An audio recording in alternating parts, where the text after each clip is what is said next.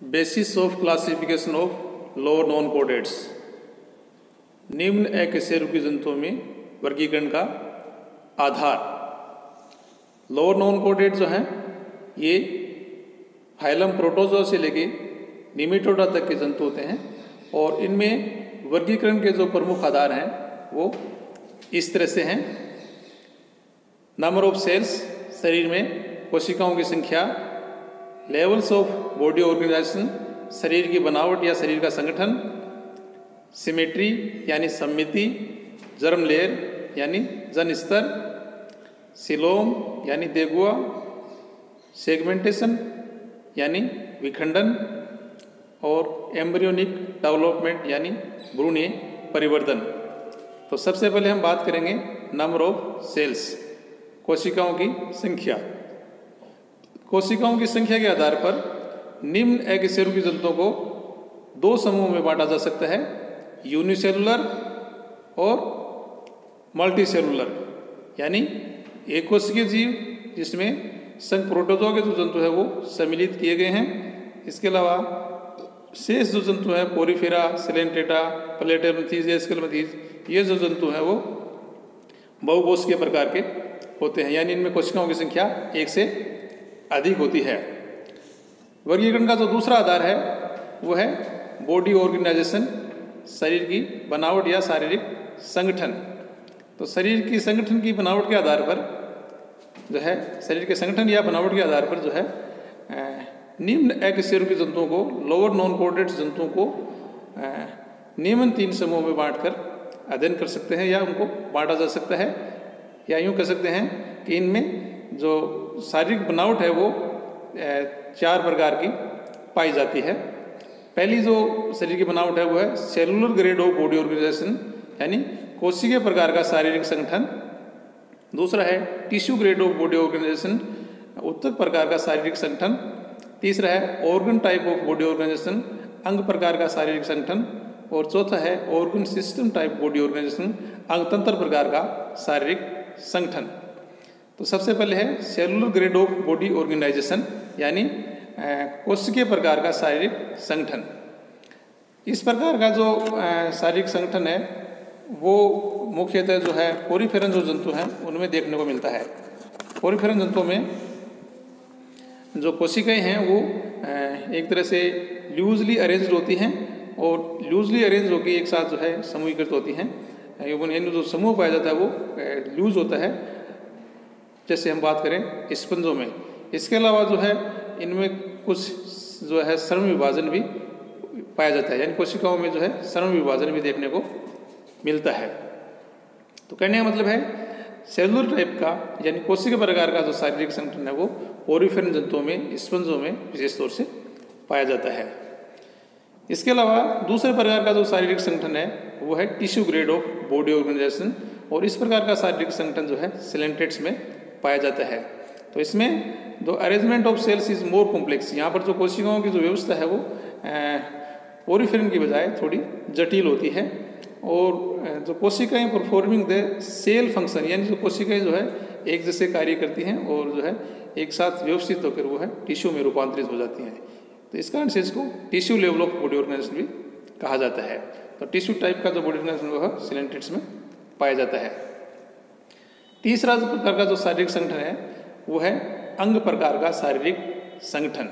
तो कुछ जंतुओं में जो है जो टिश्यू है वो एक साथ ग्रुप के रूप में या समूह के रूप में एक साथ जो है कार्य करते हैं और अंग का निर्माण करते हैं, और ये अंग भी विशिष्ट कार्य के लिए रूपांतरित होते हैं। तो इस तरह का जो शारीरिक संगठन है वो अंगतंत्र प्रकार का शारीरिक संगठन होता है, और ये प्लेटेलमथीज के जो जंतु है उसमें विशेष रूप से पाया जाता है।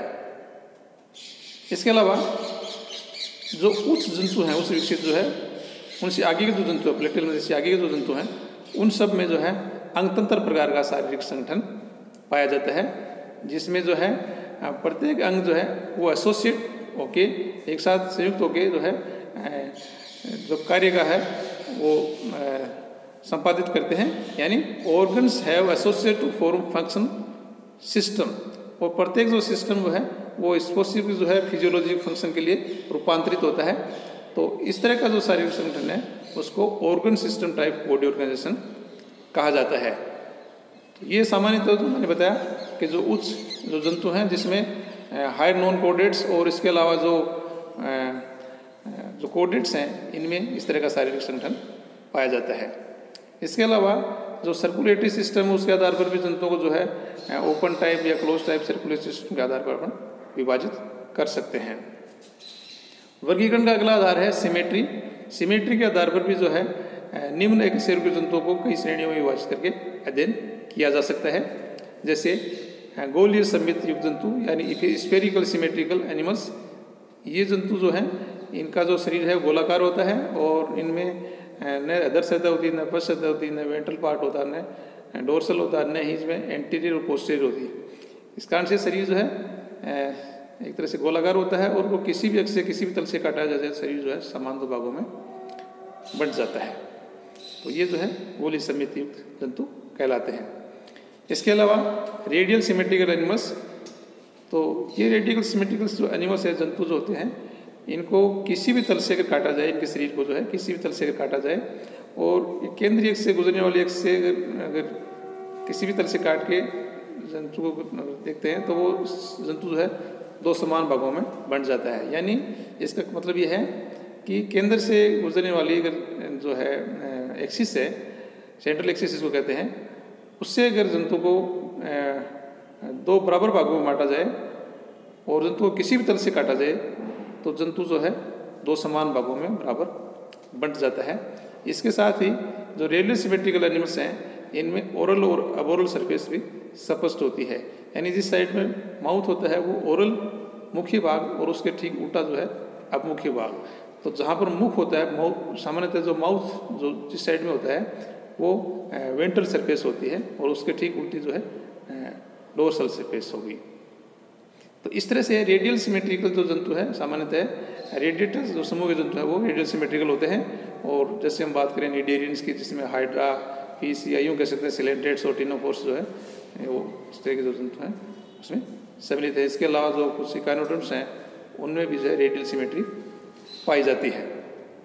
इसके अलावा जो बायलेटरल सिमेट्रिकल जो एनिमल हैं जिनमें द्विपार्श्व समिति पाई जाती है उन जंतुओं को एक निश्चित केंद्रीय अक्ष से काटा जाए तो शरीर जो है समान दो भागों में बंट जाता है।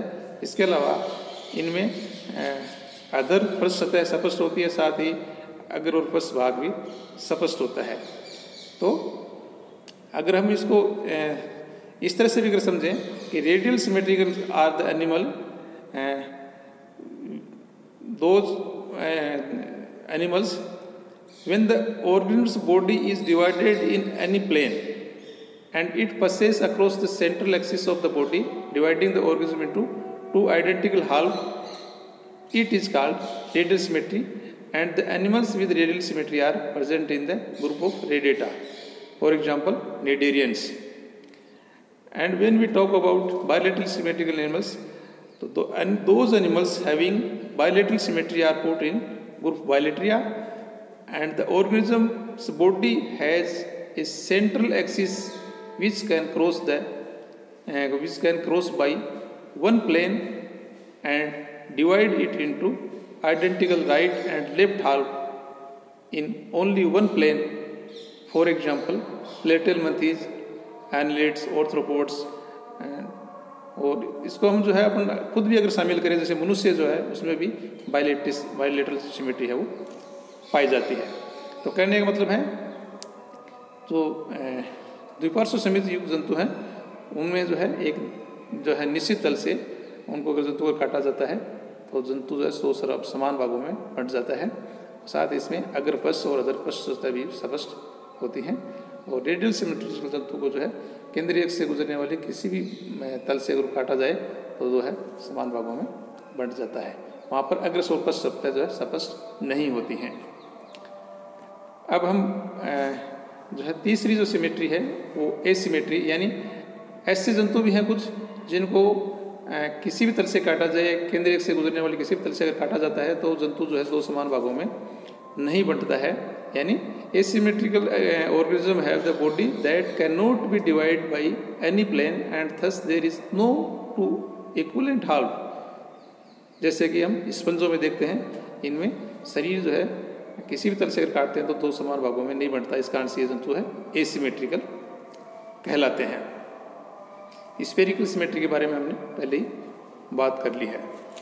अब हम जो अगला वर्गीकरण का जो आधार है वो जर्म लेयर, उसके बारे में बात करते हैं। यानी चौथा जो वर्गीकरण का आधार है वो है जर्म लेयर। तो जर्म लेयर के आधार पर जो भ्रूणीय अवस्था में जंतुओं में जो जन स्तर पाए जाते हैं, उसके आधार पर जो है जंतुओं को समूहीकृत किया जा सकता है, क्लासिफाइड किया जा सकता है। तो सामान्यतः जंतु को 2 भागों में बांटकर जो है अध्ययन कर सकते हैं। एक तो है डिप्लोप्लास्टिक और एक है ट्रिप्लोप्लास्टिक। डिप्लोप्लास्टिक वे जंतु होते हैं जिनमें जो है जो भ्रूणीय अवस्था में जो है 2 लेयर जो है पाई जाती हैं। एक जो बाह्य जो लेयर होती है वो एक्टोडर्म कहलाती है और जो अंदर वाली जो है एंडोडर्म कहलाती है। जैसे कि हम सिलिंड्रेट्स में देखते हैं, इनमें 2 जन स्तर पाए जाते हैं, एक्टोडर्म और एंडोडर्म, और इसके बीच में जो है अविभेदित जो टिश्यू है उसकी लेयर पाई जाती है, या जो कोशिकाएं उनकी परत पाई जाती है, जिसको बोलते हैं मज्जोग्लिया, मीजोग्लिया। तो मीजोग्लिया बीच में जो कि वास्तव में लेयर नहीं है, ये अनडिफरेंशिएटेड लेयर होती है। इसके अलावा जो लेयर आउटर होती है वो एक्टोडर्म और इनर होती है वो एंडोडर्म पाई जाती है। तो इससे जंतु ट्रिप्लोब्लास्टिक। इसके अलावा कुछ जंतु ऐसे भी होते हैं जो ट्रिप्लोब्लास्टिक होते हैं, यानी those animals in which the developing embryo has 3rd germinal layer. और ये 3rd जर्मिनल लेयर कौन सी होती है? मीजोड्रम। ये मीजोड्रम कहाँ होती है? In between the ectoderm and endoderm. Ectoderm और एंडोडर्म के बीच में जो है मीजोड्रम पाई जाती है। इस प्रकार से इनमें 3 जन स्तर पाए जाते हैं भ्रूण अवस्था में, और ऐसे जंतु ट्रिप्लोब्लास्टिक जंतु कहलाते हैं, जैसे कि प्लेटियल मंथीज। वर्गीकरण का जो 5वां आधार है वो है सिलोम। सिलोम यानी देगुआ। और देगुआ को अगर परिभाषित अपन करें तो देगुआ क्या होती है? बॉडी कैविटी और बॉडी वॉल के बीच में जो स्पेस होता है वो देगुआ होती है। और ये अगर मेजोड्रम से आश्रित है तो ये ट्रू सिलोम कहलाती है। यानी देह भित्ति और आहारनाल के बीच का स्थान जो कि मेजोड्रम से आश्रित हो वो देगुआ या वास्तविक देगुआ कहलाती है। तो देगुआ जो है कुछ जंतुओं में पाई जाती है, कुछ में नहीं पाई जाती। इस आधार पर जंतुओं को है निम्न प्रकार से हम विभाजित कर सकते हैं। पहला है एसिलोमेट। एसिलोमेट का मतलब ए का मतलब अब्सेंट, सिलोमेट का मतलब सिलोम, यानी ये जंतु जिसमें सिलोम नहीं पाई जाती। सिलोम नहीं पाए जाने का मतलब ये है कि बॉडी वॉल और एलिमेंट्री कैनाल के बीच में जो स्पेस है वो इनमें नहीं पाया जाता, और यहाँ पर जो है पेरेन्काइमल टिश्यू भरा होता है। जैसे पोरिफेरन और सिलेंट्रेट जंतु हैं, इनमें ऐसा पाया जाता है। इसी तरह से दूसरा जो समूह है वो स्यूडोसिलोमेट समूह है, और इनमें जो है बॉडी वॉल और एलिमेंट्री कैनाल के बीच में जो है स्पेस तो पाया जाता है, लेकिन ये मेजोड्रम से आश्रित नहीं होता है ना। इस कारण से ये जो है आभासी प्रकार की सिलोम जो है मानी गई है, इसको ट्रू सिलोम नहीं माना गया। जैसे कि हम देखते हैं प्लेटियल अंथिज के जंतु में भी इस तरह का देखने को मिलता है। एक और जो सिलोम की श्रेणी है जिसको हम कहते हैं वास्तविक सिलोम या यू सिलोमेट्स, इनमें बॉडी वॉल और एलिमेंट्री कैनाल के बीच में जो स्पेस है वो मेजोड्रम से आश्रित होता है। तो ये जो हायर जंतु हैं, जो नॉन कोडेट्स में हाई नॉन कोडेट्स और जो कोडेट्स हैं, इन सब जंतुओं में जो है यू सिलोमेट्स है या वास्तविक सिलोम जो है वो पाई जाती है। सिलोम को भी इसकी उत्पत्ति के आधार पर जो है आगे 2 भागों में विभाजन कर अध्ययन किया जा सकता है। एक तो होती है साइजोसिलस और दूसरी एंट्रोसिलस। तो साइजोसिलस जो होते हैं वो क्या करते हैं? साइजोसिलस सिलोमेट एनिमल और एंट्रोसिलस वाले एंट्रोसिलस सिलोमेट एनिमल्स। साइजोसिलस का मतलब है developing through the splitting of mesoderm, यानी जो मेजोड्रम है उसमें स्प्लिटिंग होती है, वो इसमें से फट जाती है, इस तरह से वहाँ पर एक कैविटी बन जाती है। It is found in annelids, arthropods, molluscan. ये जो जंतु इनमें ये साइजोसिलस टाइप के जो है सिलोम पाई जाती है। और body cavity in arthropods and non जो सेफलोपोड्स मोलस्कन, उनमें भी जो है ये क्या कहलाती है? हीमोसील कहलाती है। एक तरह से यहाँ पर जो है इसमें ब्लड भी मिक्स होता है सिलोमिक फ्लूइड में, इस कारण से इसको हीमोसील कहा जाता है। तो एंट्रोसिलस जो है the mesoderm arise from the embryonic gut wall. जो एम्ब्रियोनिक गट वॉल है उससे या उसके जो एंट्रोन जो लाइक है वहाँ से जो है एक होलो आउटग्रोथ के रूप में जो है सिलोम का उद्भव होता है। तो इस तरह की सीलोम जो है एंट्रोसिलस सीलोम कहलाती है। यानी सीलोम की उत्पत्ति के आधार पर जो है सीलोम को, जो वास्तविक सीलोम है उसको दो भागों में बांट सकते हैं, साइजोसिलस और एंट्रोसिलस। अब हम बात करेंगे सेगमेंटेशन।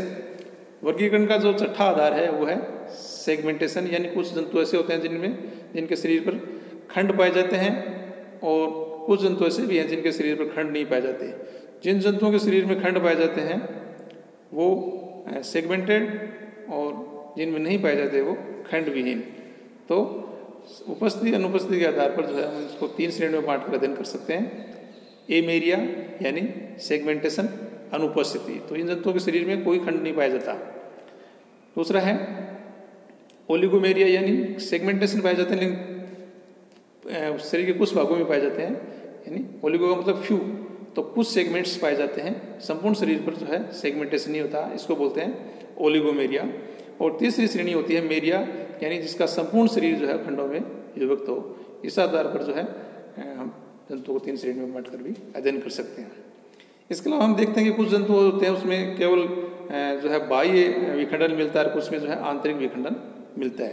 तो बाह्य जो विखंडन है वो एक तरह से सुपरफिशियल सेगमेंटेशन होता है। और इस तरह से का जो एग्जांपल है प्लेटेलस के जंतुओं में देखते हैं कि वहाँ पर जो है शरीर जो है बाह्य रूप से विखंडित दिखाई देता है लेकिन वास्तविक रूप से वो विखंडित नहीं होता, यानी इंटरनली जो है सेगमेंटेशन नहीं पाया जाता। इसके अलावा कुछ जंतु ऐसे होते हैं जिनमें जो शरीर बाह्य विखंडन के साथ साथ आंतरिक रूप से भी विखंडित होता है। इस तरह को जो है विखंडन को मेटामेरिक सेगमेंट भी कहा जाता है, जैसे हमने एनालिटिक्स में इस तरह का देखते हैं। अगला जो है एम्ब्रियोनिक डेवलपमेंट, यानी भ्रूणीय विकास के दौरान जो घटनाएं होती हैं उसके आधार पर जो है हम जंतु को समूहीकृत कर सकते हैं। जैसे मान लो जर्मलेयर की हमने पहले बात की थी कि जो जन स्तर है भ्रूणीय अवस्था में, जो जन स्तर है तो जन स्तर अगर 2 जन स्तर है तो डब्लोब्लास्टिक समूह हो गया और 3 जन स्तर है तो ट्रिप्लोब्लास्टिक जंतुओं का एक समूह बन गया। इसी तरह से विदलन यानी क्लीवेज, तो क्लीवेज के आधार पर भी जंतुओं को हम समूहीकृत कर सकते हैं, उनका वर्गीकरण कर सकते हैं। जैसे रेडियल क्लीवेज वाले जंतु और स्पाइरल क्लीवेज वाले जंतु। रेडियल क्लीवेज का मतलब है कि जब जो है जाइगोट का जब फर्दर आगे डेवलपमेंट शुरू होता है और जो विभाजन होता है तो उसमें प्रथम, दूसरा और तृतीय जो विभाजन होता है उसमें जो 8 कोशिकाएं बनती हैं, तो नीचे जो 4 कोशिकाएं उसके ठीक ऊपर जो है 8 जो कोशिकाएं या ब्लास्टोमेर जो पाए जाते हैं, तो वो ठीक 4 के ठीक जो ऊपर है वो 4 होती हैं। इस तरह से देखने में सिर्फ 4 ही दिखाई देते हैं लेकिन वास्तव कितनी होती हैं, 8 होती हैं। तो इस तरह का जो विदलन है वो रेडियल क्लीवेज या जो अरीय विदलन है वो कहलाता है। और अरीय विदलन सामान्यतः है अनिर्धारित प्रकार का होता है, इनडिटरमिनेट टाइप का होता है। इसका मतलब यह हो गया कि यहाँ पर जो कोरक खंड है, जो ब्लास्टोमीर्स हैं, उनका जो फेट है वो पूर्व में तय नहीं होता, पहले से निश्चित नहीं होता कि ये जो कोरक खंड है भविष्य में जो है जंतु का कौन सा भाग बनाने वाला है, कौन सा अंग बनाने वाला है। इसी तरह से जो स्पाइरल क्लीवेज है, इसमें जो तीसरा विभाजन है जाइगोट का, उसके बाद में इसमें जो 8 जो कोशिकाएं बनती हैं तो 4 और उसके ठीक ऊपर 4, लेकिन ऊपर वाली 4 जो है एकदम ठीक ऊपर न होकर थोड़ी सी तिरछी होती हैं, इस कारण से वो 8 ही हमें दिखाई देती हैं। और इस तरह का जो क्लीवेज है, जो स्पाइरल क्लीवेज है, ये जो है एक तरह से निर्धारित प्रकार का क्लीवेज होता है जिसमें जो ब्लास्टोमेर है उनका फेट जो है पूर्व में ही तय हो जाता है। और अगर वहाँ से अगर ब्लास्टोमेर भ्रूण अवस्था से हटा दिया जाए, है ना, ब्लास्टुला अवस्था से अगर या गेस्टुला अवस्था से ब्लास्टोमेर को अगर हटा दें तो वो ब्लास्टोमेर जंतु के शरीर में कौन सा भाग बनाएगा, वो भाग एडल्ट में विलुप्त होगा, वो नहीं डेवलप हो पाएगा। इसी तरह से ओरिजिन ऑफ एम्ब्रियोनिक माउस के आधार पर भी जंतुओं को समूहीकृत कर सकते हैं। जैसे जिन जंतुओं में माउस का ओरिजिन जो है ब्लास्टोपोर से, है ना, ब्लास्टुला अवस्था में जो बनता है ना ब्लास्टोपोर या उसके निकट भाग से अगर बनता है तो ऐसे जंतु क्या कहलाते हैं, प्रोटोस्टोमिया समूह में इनको वर्गीकृत कर सकते हैं। इसके अलावा जिन जंतुओं में माउथ का विकास ब्लास्टोपोर से कुछ दूर से होता है तो ऐसे जंतु जो है ड्यूट्रोस्टोम समूह में वर्गीकृत कर सकते हैं। तो इस तरह से आज हमने जो निम्न एकशरीर जंतु हैं उनके वर्गीकरण के आधारों के बारे में चर्चा की। मुख्यतः ये 7 आधार, जिसमें कोशिकाओं की संख्या और समिति, सिलोम, सेगमेंटेशन, एम्ब्रियोनिक डेवलपमेंट, इस तरह से जो आधार हैं 6-7 जो आधार हैं उसके बारे में हमने चर्चा की और इस तरह से जंतुओं को हम वर्गीकृत कर सकते हैं। इसके अलावा जंतुओं के वर्गीकरण के कुछ और भी आधार हो सकते हैं, जैसे उनमें पाए जाने वाले जो है जनन किस तरह का है, कायिक है, अलैंगिक है, लैंगिक है। इसी तरह से उसमें उत्सर्जन का आधार क्या है, किस तरह से उत्सर्जन होता है, उसके आधार पर भी जंतुओं को हम वर्गीकृत कर सकते हैं। तो कई आधारों पर जंतुओं को वर्गीकृत किया जा सकता है। Thank you.